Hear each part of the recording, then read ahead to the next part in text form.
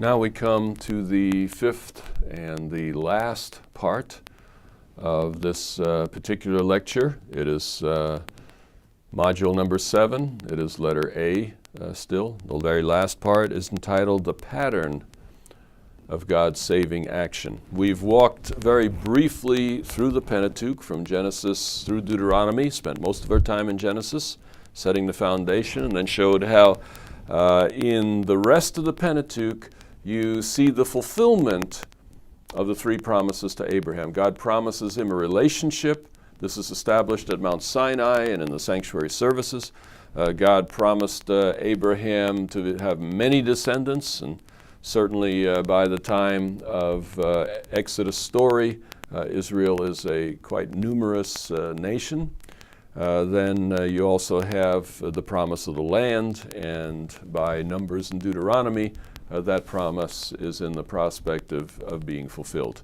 So you see then that through the Pentateuch as a whole, the promises are fulfilled. Let me emphasize once more, though, the key concept. The text above all texts in the book of Genesis is chapter 12, verses 1 to 3.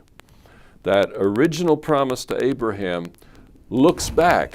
It's a hinge text. It looks back to, first of all, the creation, the three relationships of creation, and it looks back to the fall, the breaking of those three relationships. These three promises to Abraham, though, also look forward in the Pentateuch. They look forward to the fulfillment of the many descendants that begins toward the end of the book of Genesis, where you have as many as 70 who can call themselves relatives of Abraham. Then in Exodus and Leviticus, you see God establishing the relationship between himself and Israel. He's fulfilling that promise of blessing and relationship to Abraham. And then finally in Numbers and Deuteronomy, you see the fulfillment of the promise that he would be settled in a land that God would show him. So Abraham, in a real sense, is called to restore the entire human race, to restore the Garden of Eden, that in establishing the blessing to Abraham, God will ultimately bless all nations and all peoples, as we see clearly stated in Genesis 12, 1 to 3. Now, there's a very interesting text that is sort of a philosophical basis, perhaps, for what we're about to do.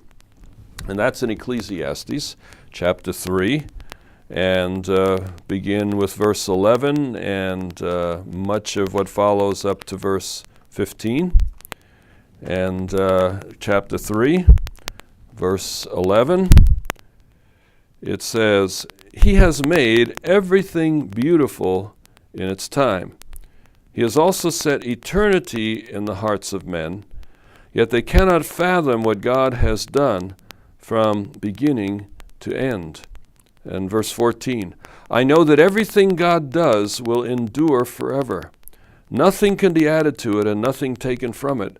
God does it so that men will revere him. Whatever is has already been, and whatever will be has been before, and God will call the past to an account."